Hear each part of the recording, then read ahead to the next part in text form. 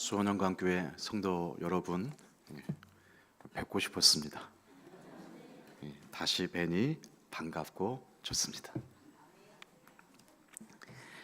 비행기를 타고 여행을 하다 보면 예상치 못한 연착, 지연운행 이런 것들을 종종 만나곤 합니다. 비행기의 이륙이 늦어지거나 심지어 취소되는 경우가 자주 있는데, 그 중에 가장 흔한 것이 가시거리 미확보입니다. 안개나 폭우 등으로 활주로가 보이지 않으면 비행기는 절대 이륙할 수 없습니다. 육안으로 확인이 되지 않는 활주로를 내달리면 잘못하면 큰 사고로 이어지기 때문에 그렇습니다. 눈앞이 잘 보여야 비행기가 이륙할 수 있습니다. 눈앞이 보이지 않아서 뜰 수 없는 것은 비행기만이 아닙니다. 우리 인생도 그렇습니다. 안개가 자욱한 활주로처럼 눈앞이 캄캄해지는 경우들이 살다 보면 종종 있습니다. 갑자기 찾아온 건강의 이상, 갑자기 찾아온 재정의 문제, 갑자기 가족 한 명이 아프거나 갑자기 가족 한 명이 소천하는 경우도 그렇습니다. 예상했던 일이 풀리지 않아서 마치 자욱한 안개를 만난 비행기처럼 우리는 발이 묶이고 인생길이 지연되는 것 같은 상황들이 펼쳐집니다. 2019년 큰 희망을 가지고 우리는 새해를 시작했습니다. 벌써 올해 4분의 1이 지나고 있습니다. 여러분의 활주로는 안녕하십니까? 눈앞이 탁 트여서 이제 훨훨 날아가기만 하면 되십니까?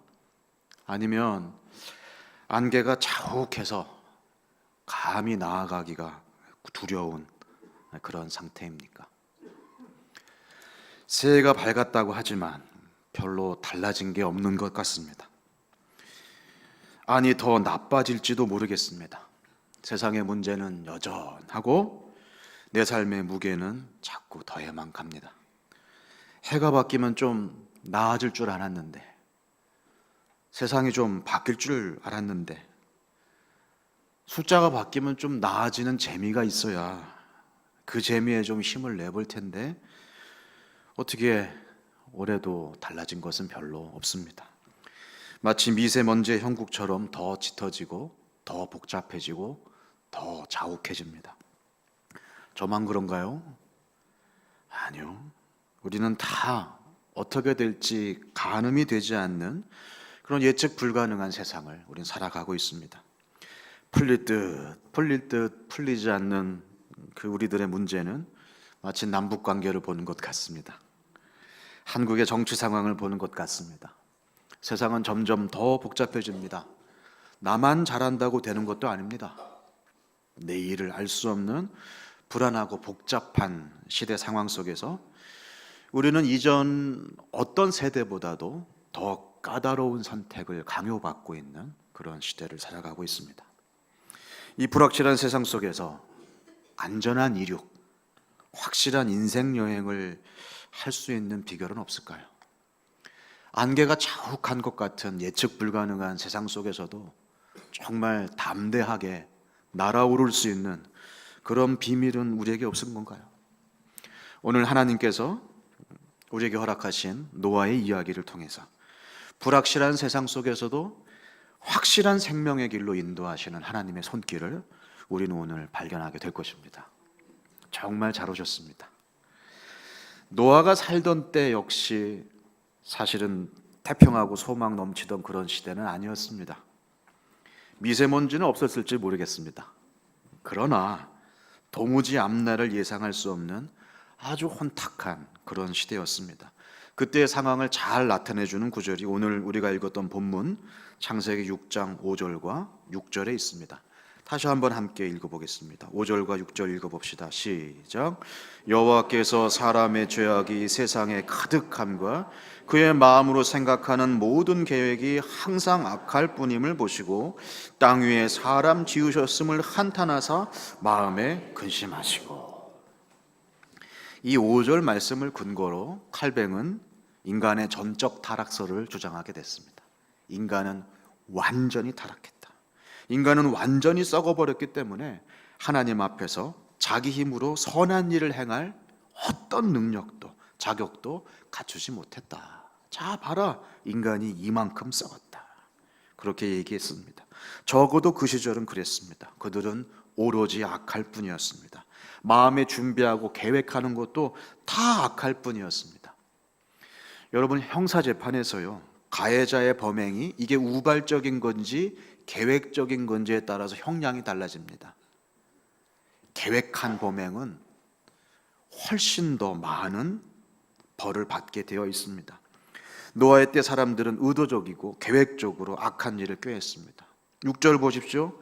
그런 세상을 보시면서 하나님이 한탄하시고 근심하십니다. 하나님이 한탄하세요. 하나님이 근심하세요. 사실 하나님은 인간이 아니셔서 한탄하지도 않으시고 근심하지도 않으십니다. 그분 모든 걸 아시고 모든 게 가능하신 분이기 때문에 후회도 없으십니다. 그런데 세상에 가득 찬 죄악이 얼마나 썩어 빠진 것이었는지 우리 인간이 알아들을 수 있는 가장 인간적인 표현으로 하나님의 마음을 의인화해서 써놓은 거예요. 읽는 사람들이, 듣는 사람들이 마음에 느낄 수 있도록. 그 시절이 그랬습니다. 만약 이런 시대에 저와 여러분이 태어나서 살고 있다고 상상을 한번 해보십시오. 기대할 것이 별로 없는 세상, 언제 망해도 이상하지 않을 그런 썩어 빠질 세상에서 자식을 낳아서 기르고 있는 저와 여러분의 모습을 한번 상상해 보십시오. 앞날이 보이십니까? 이륙할 수 있겠습니까? 그런데 8절을 보십시오. 그러나 노아는 이렇게 시작됩니다. 이 그러나, 이야기의 흐름을 바꿔놓는 그러나입니다. 전혀 기대할 것이 없는데 그러나, 완전히 썩어빠진 세상 속에서 그러나, 아무것도 보이지 않는데 그러나, 이 그러나의 놀라운 반전이 저와 여러분의 인생 가운데에도 일어나길 축원합니다. 그러나 노아는 여호와께 은혜를 입었습니다. 이게 놀랍고 또 놀랍습니다. 성경을 들여다보면, 가만히 들여다보면 모든 위대한 이야기의 시작은 항상 하나님 편에서 시작됩니다. 예외가 없습니다. 썩어빠진 세상을 바라보면서 야, 이대로 두어서는 안 되겠다, 그렇게 노아가 막 결심하고 작정해서 이 일이 일어난 게 아니에요. 하나님이 먼저 찾아오셔서 말을 건네시고 부탁하십니다. 갈 길을 보여주시고 할 일을 쥐어주십니다. 설득하십니다. 그것을 성경은 은혜다라고 이야기합니다. 그럴 계획도, 그럴 수 있는 깨달음도, 그럴 수 있는 능력도 없는 사람을 찾아오셔서 그럴 수 있도록 보게 하시고, 알게 하시고, 깨닫게 하시고, 걷게 하십니다. 그것이 주로부터 오는 능력이고 그것을 은혜라고 합니다. 부패한 세상, 악한 세상, 어떻게 될지 알 수 없는 불확실한 세상 속에서 우리가 먼저 마음으로 구하고 찾아야 할 것은 하나님의 은혜입니다. 그리고 성실하신 주께서는 우리에게 이미 은혜로 찾아와 주셨습니다. 함께 하시겠다고 약속하셨습니다. 우리는 먼저 찾아와 주신 은혜의 하나님을 붙잡음으로 안개가 자욱한 것 같은 세상 속에서도 담대하게 이룩할 수 있습니다. 주께서 이미 우리 안에 시작하신 은혜의 시대가 우리 앞에 펼쳐져 있음을 믿으시기 바랍니다. 그런데 이 6장 8절의 은혜는 조금 다릅니다. 우리가 성경 안에서 발견하는 다른 하나님의 은혜는 히브리어로 헤세드라고 합니다. 헤세드. 이 헤세드는 자격 없는 자에게 주시는 은총과 사랑을 말합니다. 조건이 없어요. 그냥 끝까지 부어주시는 은혜입니다. 그런데 이 6장 8절에서 은혜라고 번역된 이 히브리 말은 헤세드가 아니에요. 하나입니다. 하나는 헤세드하고 조금 다릅니다. 헤세드와 하나의 차이점을 굳이 영어로 비유하자면, 풀어보자면, 헤세드는 그레이스고요, 하나는 페이버입니다. 그레이스는 조건 없이 붙는 사랑과 은혜라고 한다면, 페이버는 무엇인가 이쁜 구석이 있어서 보여주는 사랑과 은혜를 말합니다. 다시 말해서 노아가 은혜를 받았는데 뭔가 거기에는 노아에게 무엇인가 이쁜 구석이 있었다는 말입니다. 노아의 이쁜 구석은 무엇이었을까요? 오늘 본문 9절은 이렇게 말합니다. 노아는 의인이요 당대의 완전한 자라. 그는 하나님과 동행하였다. 부패한 세상, 악한 세상, 어떻게 될지 알 수 없는 불확실한 세상 속에서 우리가 두 번째로 붙잡아야 할 것은, 첫 번째는 은혜였잖아요. 두 번째로 붙잡아야 할 것은 동행입니다. 하나님과의 동행입니다. 이것을 이해하기 위해서는 먼저 9절 초입을 다시 보아야 합니다. 9절은 이렇게 시작합니다. 이것이 노아의 족보니라. 창세기에서 족보는 굉장히 중요한 테마입니다. 창세기에는 10개의 족보가 나옵니다. 족보는 히브리 말로 톨레도치라고 합니다. 히브리 사람들에게 족보는 굉장히 중요한 의미를 가지고 있습니다.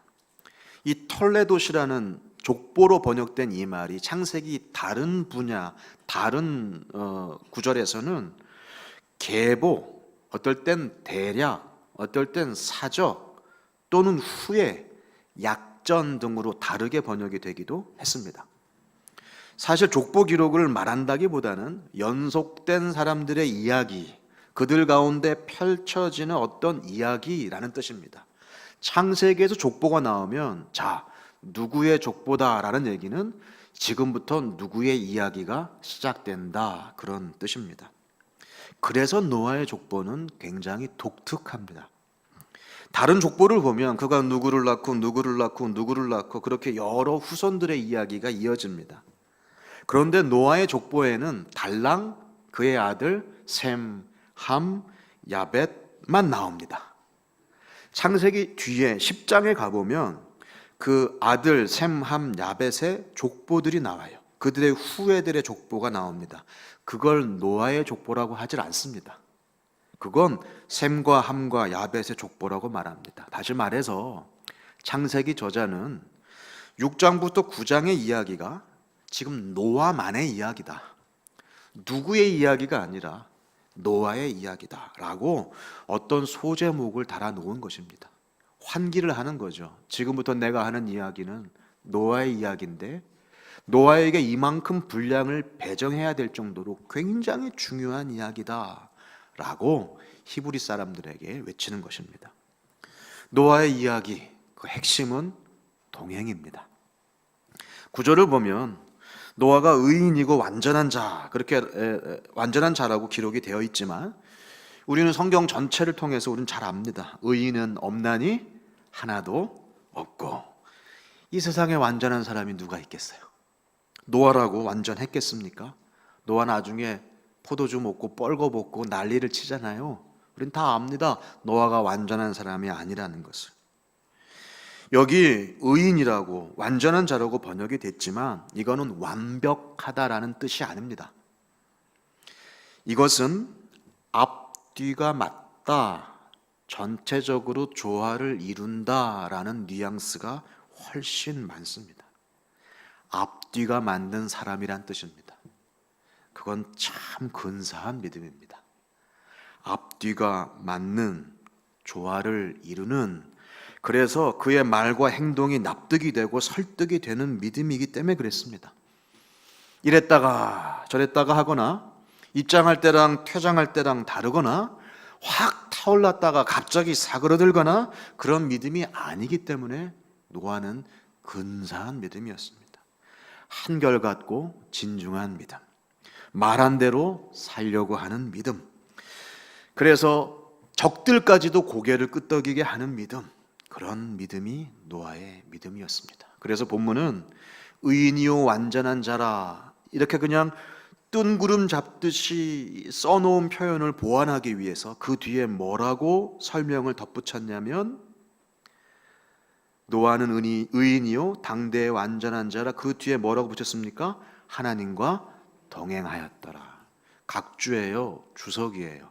완전한 믿음이 무엇이냐? 하나님과 동행하는 믿음이다. 앞뒤가 맞는 온전한 전체적으로 조화를 이루는 믿음이란 하나님과 동행하는 믿음이란 얘기입니다. 일요일에 교회 건물 안에서 그렇게 드려지는 예배가 아니라 늘 하나님과 함께 걸으면서 교제하면서 살아가는 믿음을 말합니다. 그런 면에서 노아의 믿음은 사실 또다시 은혜의 선물입니다. 그의 노력의 결과라기보다는 먼저 찾아와서 동행해 주시는 하나님의 선물인 것입니다. 동행마저도 노아가 잘해서가 아니라 하나님이 주신 선물입니다. 제가 섬기는 하늘누리교회에 지유라는 이름을 가진 3살짜리 성도가 있습니다. 이 성도가 저한테 얼마나 쌀쌀맞고 비싸게 구는지 제가 별명을 붙였어요. 얼음공주. 한번 안아보려면 별과 알랑방구를 다 깨야 돼요. 사탕을 갖다 바쳐야 되고 과자를 뇌물로 바쳐야 되고. 우리 교회 갑 중에 갑이 우리 3살 지유입니다. 그 아이 한번 안아보려면 보통 비싸게 구는 게 아니에요.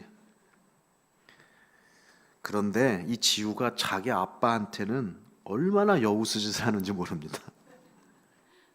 웃어주고 뽀뽀해주고 안아주고 아주 착 달라붙어서 별짓을 다 합니다. 왜 지우가 저한테는 오지도 않으면서 막 경계하면서 자기 아빠한테는 그렇게 착 달라붙어서 신뢰하고 동행할까요? 사실 객관적으로 아무리 생각해봐도 지우 아빠보다는 제가 훨씬 신뢰할 만한 사람이에요.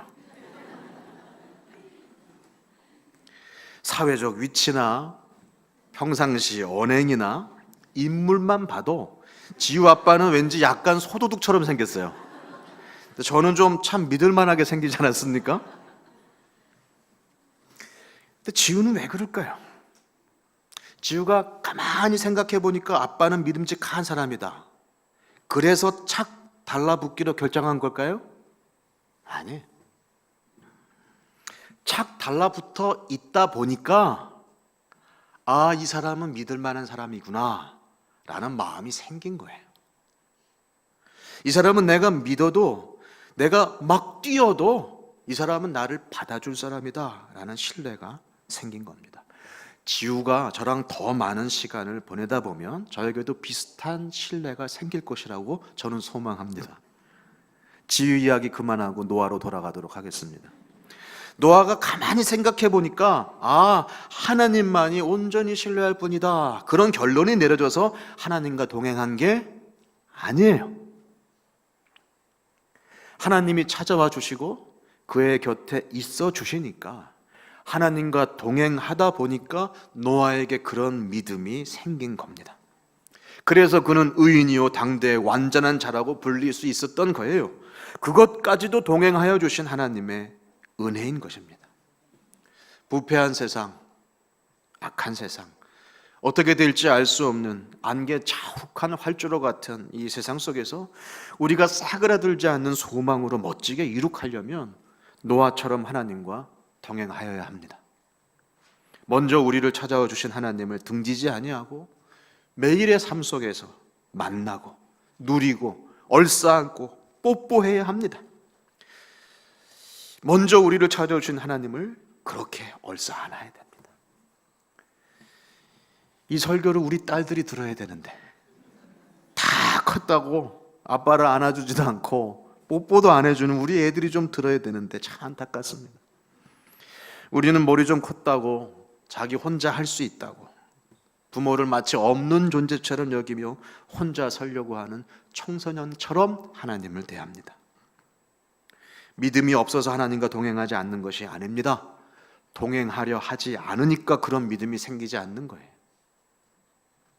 내 삶 속에 이미 들어와 계신 우리 하나님 아버지, 그 하나님을 인정하고 그분과 대화하고 인사하고 얼싸안고 입맞추는 그런 동행의 이야기들이 저와 여러분의 삶 속에서 펼쳐지기를 주님의 이름으로 축원합니다. 먼저 찾아와 주신 그 은혜의 하나님을 노아가 매일의 삶 속에서 하나님과 동행하다가 보니까 그러다 보니까 어떤 일이 생겨났나요? 오늘 부패한 세상, 악한 세상, 어떻게 될지 알 수 없는 불확실한 세상 속에서 우리가 붙잡아야 할 세 번째 키워드는 순종입니다. 은혜의 하나님과 동행하다 보니 순종하게 되었습니다. 노아는 하나님으로부터 황당한 명령을 듣습니다. 산 위에 배를 지어라. 납득하기 어려운 거예요. 바닷가가 아니라 산 위라고요.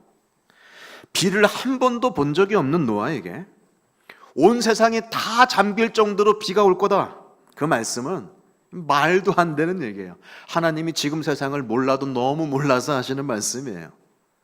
하나님 잘못 말씀하신 거 아닙니까? 그렇게 되묻고 싶은 명령이에요. 세상엔 따르기 쉬운 명령이 있고 따르기 어려운 명령이 있습니다. 따르기 쉬운 명령은 상식적인 명령이에요. 그냥 이해가 되고 예상이 되는 것입니다. 명령의 내용이 납득이 돼요. 들으면 당연히 그래야 되죠. 그 명령을 따랐을 때 어떤 결과가 생길지 예상이 되는 명령, 그건 쉽습니다. 그런데 상식을 뛰어넘는 명령이 있죠. 이해가 안 돼. 예상이 안 돼. 내용이 납득이 되지 않아요. 그 명령대로 했을 때 어떤 결과가 생길지 도대체 감이 잡히지 않는 명령이 있습니다. 산 위에 배를 만들라고 하는 명령은 이해가 안 되는 예상치 못한 명령이었습니다.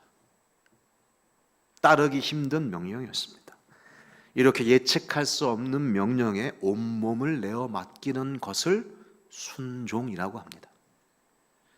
이해가 되고 납득이 되고 예상이 되는 명령을 따르는 것을 순종이라고 얘기하지 않습니다.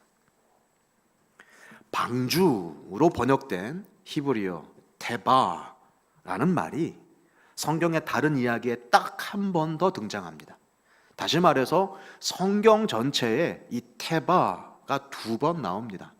한 번은 지금 우리가 읽고 있는 노아의 방주로 번역이 되어 있고요, 또 한 번은 모세 이야기에 나옵니다. 모세의 엄마 요게벳이 자기가 숨겨 기른 아들을 갈대 상자에 담아서 나일강에 흘려보내지요. 그 갈대 상자가 테바입니다. 똑같은 단어를 노아의 이야기에서는 방주라고 번역을 했고, 똑같은 단어를 모세 이야기에서는 갈대 상자라고 번역을 했습니다. 다시 말해서 방주와 갈대 상자는 같은 말입니다. 둘 사이에 공통점이 있습니다. 방주도 갈대 상자도 두 가지가 없어요. 그게 공통점입니다. 첫 번째, 노가 없습니다. 노는 이렇게 져서 나아가게 하는 물건이에요. 방주에도 노가 없고 갈대 상자에도 노가 없습니다. 두 번째, 키가 없습니다.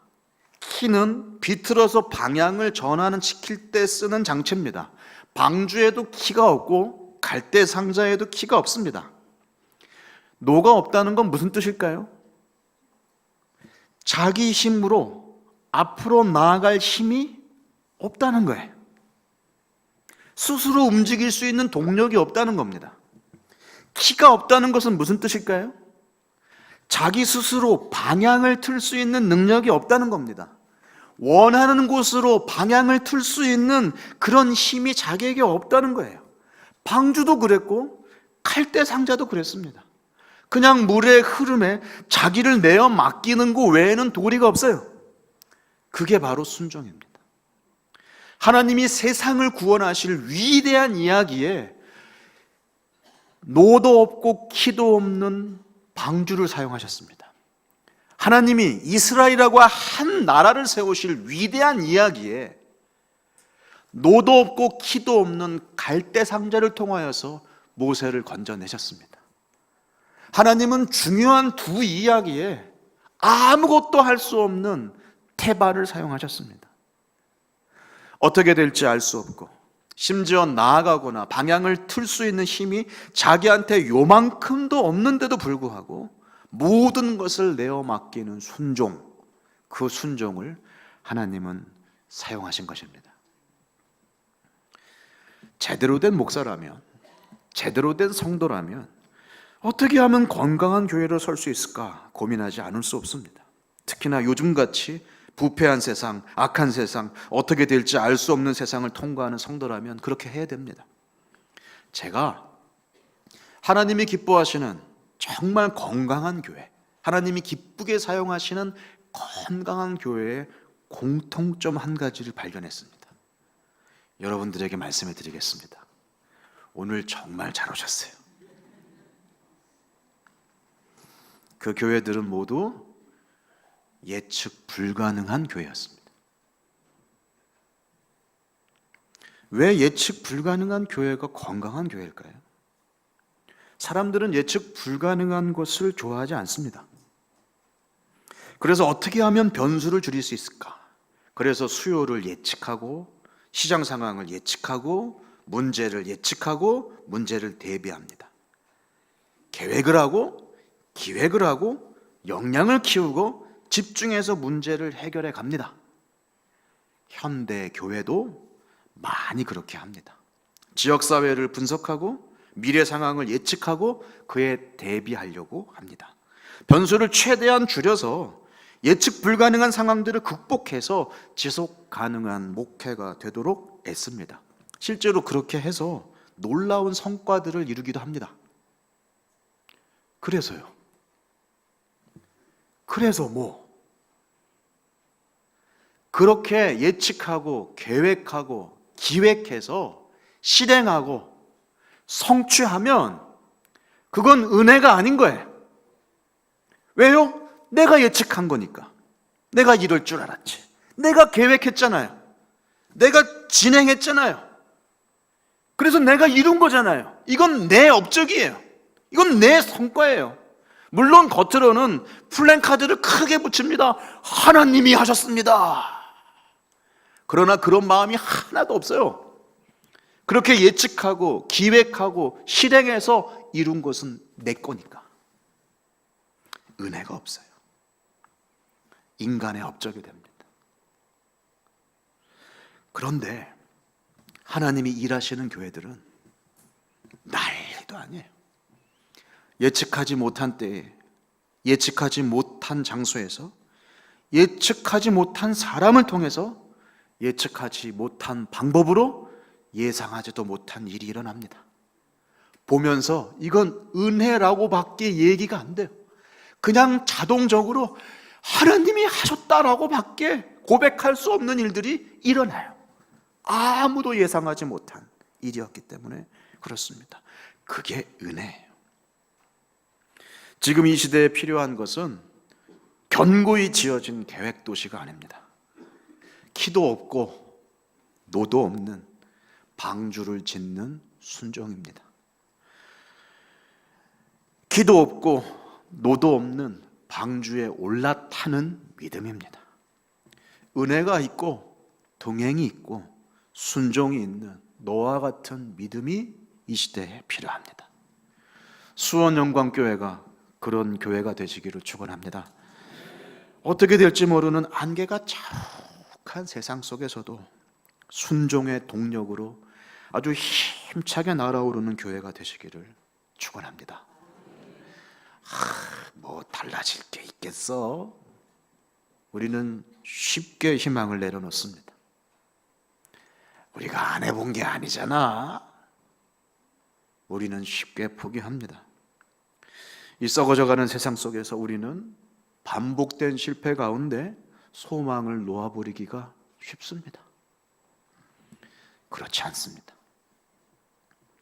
부패한 세상, 악한 세상, 어떻게 될지 알 수 없는 소망이 없는 세상 가운데 하나님은 우리를 홀로 내버려 두지 않으시고 먼저 찾아오셨습니다.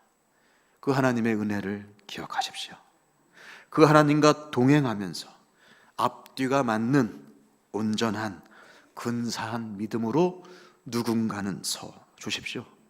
노도 없고 키도 없는 그 태바에 온몸을 내어 맡기는 예측 불가능한 교회로 서 주십시오. 그래서 이 날들을 돌아보면서 나중에 이건 하나님의 은혜다 라고 고백할 수밖에 없는 놀라운 일들이 여러분 교회에 가득하시기를 축원합니다. 내일도 새로운 태양이 떠오를 것입니다. 그럴 때 은동순을 기억하세요. 은혜, 동행, 순종. 하나님은 이미 충분한 은혜를 우리에게 주셨습니다. 그 하나님과 동행할 때 우리에게 온전한 노아의 믿음이 있을 줄 믿습니다. 그럴 때 우리는 예측 불가능한 명령에도 믿음으로 순종하며 안개 자욱한 활주로에도 담대함을 가지고 날아가는, 그렇게 이륙하는 개인의 인생, 교회의 삶, 놀라운 세상이 될 줄로 믿습니다. 하나님은 지금도 세상을 구해내실 은동순의 노아를 어딘가에서 준비하고 계십니다. 우리 교회가 아닐 것이라고 생각하지 마세요. 나는 아니라고 생각하지 마세요. 우리 같이 기도하겠습니다. 은동순으로 기도하죠. 하나님 은혜 주십시오. 우리 이렇게 기도합시다. 이 시대에 우리에게 필요한 건 은혜밖에 없습니다. 하나님 은혜를 주십시오. 하나님, 제가 하나님과 동행하겠습니다.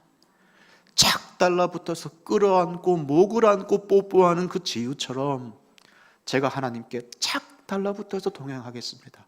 저에게도 그 노아의 믿음을 주십시오. 그래서 우리가 예측할 수 없는 세상 속에서도 담대함으로 이륙할 수 있는 그 노아의 순종이 우리 가운데 있게 하여 주십시오. 수원 영광교회가 그렇게 순종하게 하여 주셔서 이 지역에 방주 되게 하여 주십시오. 우리에게 노도 없고 우리에게 키도 없지만 수원 영광교회라고 하는 방주를 통하여 하나님이 수없이 많은 인류들을, 수없이 많은 인생들을 구원해내실 줄 믿습니다. 우리 그렇게 운동순으로 기도하겠습니다.